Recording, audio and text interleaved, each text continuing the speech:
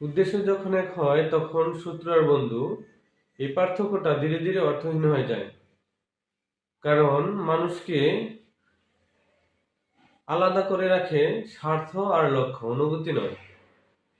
যে লক্ষ্য এক সময় কাউকে প্রতিপক্ষ বানিয়েছিল, সেই একই লক্ষ্য আবার পরিস্থিতির চাপে তাকে সহযোগিতায় পরিণত করতে পারে। জীবনে বহুবার দেখা যায় যারা একে অপরের বিরুদ্ধে দাঁড়িয়েছিল, সময়ের প্রয়োজনে তারাই কাঁধে কাঁধ মিলিয়ে পথ হাঁটে। আর এটাই বাস্তবতা। তখন অতীতের দ্বন্দ্ব, রাগ ও অভিমান গৌণ হয়ে যায়, আর মুখ্য হয়ে ওঠে উদ্দেশ্য পূরণ।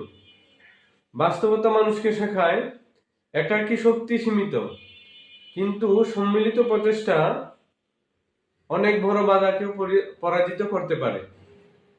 এ কারণেই বলা যায়, উদ্দেশ্য যখন এক হয় তখন সম্পর্কের নাম বদলে যায়। শত্রু হয়ে যায় সহযোগী, আর বন্ধু হয়ে ওঠে সহকর্মী। শেষ পর্যন্ত মানুষ মনে রাখে না কে কেমন ছিল, বরং মনে রাখে কে লক্ষ্য অর্জনে পাশে ছিল বা সহযোগিতা করেছিল জীবনে চলার পথে। আর এটাই বাস্তবতা, সবাই মিলিয়ে নিবে।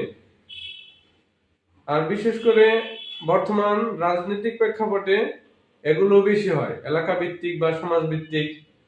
এটা স্বাভাবিক। তো সবার উদ্দেশ্যে একটাই সতর্ক বার্তা: কারো প্ররোচনায় করে বা কারো প্ররোচনায় পড়ে অন্যের ক্ষতি করবেন না। পরবর্তীতে নিজেই এর মাসুল গুনতে হয়।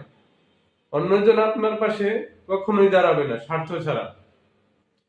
আসসালামু আলাইকুম, সবাই ভালো থাকবেন। আর ভিডিওটি ভালো লাগলে সবাই লাইক, কমেন্ট, শেয়ার এবং সাবস্ক্রাইব করতে ভুলবেন না। আসসালামু আলাইকুম, সবাইকে আবারও ধন্যবাদ।